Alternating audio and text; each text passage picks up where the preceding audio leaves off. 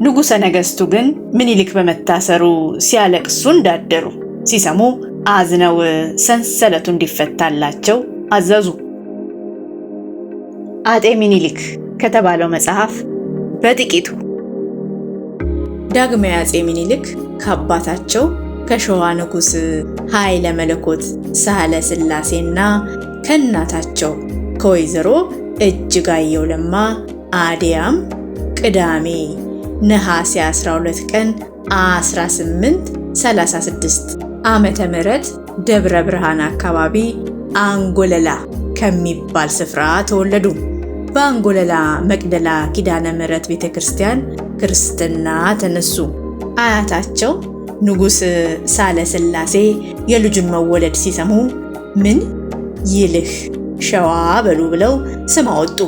እሳቸው ምኒልክ በሚል ስም የሚነግስ ንጉሥ ኢትዮጵያን ታላቅ ያደርጋታል የሚል ትንቢት ስለነበር ምኒልክ የኔ ስም ነው ብለው ነበር። ሆኖም በህልማቸው ከልጁ ጋር አብረው ቆመው ከሳቸው ጥላ የልጁ ጥላ በልጦ በእግር የረገጡትን መሬት ሲያለካኩ እሳቸው ከረገጡት ልጁ የረገጠው ረዝሞ አዩ።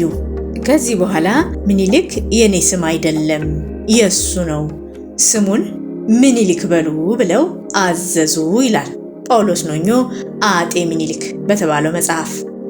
ምኒልክ እስከ 7 ዓመታቸው ድረስ መንዝ ውስጥ ጠምቄ በሚባል አምባ ከእናታቸው ዘንድ አደጉ።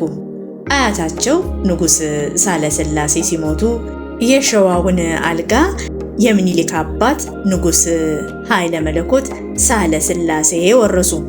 አጼ ቴዎድሮስ በጥቅምት ወር 1848 ዓመተ ምህረት ትግራይንና ወሎን አስገብረው አቤቶ ምኒልክ ገና የ12 ዓመት ልጅ ሳሉ የድፍን አማራንና የወሎን ጦር አስከትለው የሸዋን ንጉሥ ኃይለ መለኮትን ለማስገበር ሸዋ ገቡ። ሁለቱ መሪዎች ጦርነት ለመግጠም ተዘጋጅተው ሲጠባበቁ ንጉሥ ኃይለ መለኮት ባደረባቸው ሕመም ጥቅምት 30 ቀን አረፉ። በዚህ ጊዜ የሸዋ መኳንንት ሕፃኑ ምኒልክን ከጠላት እጅ እንዳይወድቅባቸው ይዘው ሸሹ። ዳሩ ግን አጼ ቴዎድሮስ እንደሚከተሏቸው ስላወቁ ህዳር 30 ቀን 1848 ዓመተ ምህረት የልጅ ምኒልክ ሰራዊትና የአጼ ቴዎድሮስ ሰራዊት በረከት ላይ ገጥሞ የምኒልክ ሹማምንት እነ አቶ በዛብህ እነ አቶ አንዳርጋቸው ሁሉ ተያዙ። ልጅ ምኒልክም ለቴዎድሮስ ገባ። አጼ ቴዎድሮስ ለሳቸው ያልገበሩ ብዙ የሸዋ መኳንንት ስለነበሩ ይወስዱብኛል በሚል ፍርሃት ምኒልክን በሰንሰለት አሰሯቸው። ንጉሠ ነገሥቱ ግን ምኒልክ በመታሰሩ ሲያለቅሱ እንዳደሩ ሲሰሙ አዝነው ሰንሰለቱ እንዲፈታላቸው አዘዙ።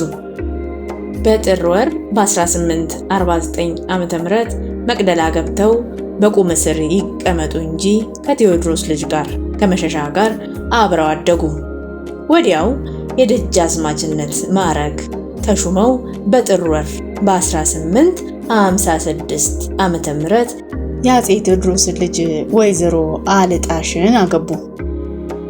በዚህ ሁኔታ 22 ዓመታቸው ድረስ ለ10 ዓመታት አጼ ቴዎድሮስ ግቢ ኖሩ።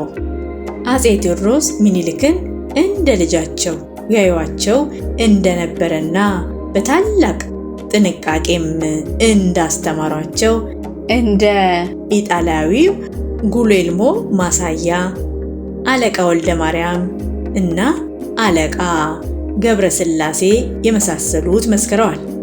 ምኒልክም ቴዎድሮስን እንደ አባት ይወዷቸው እንደነበር ይገልጻል።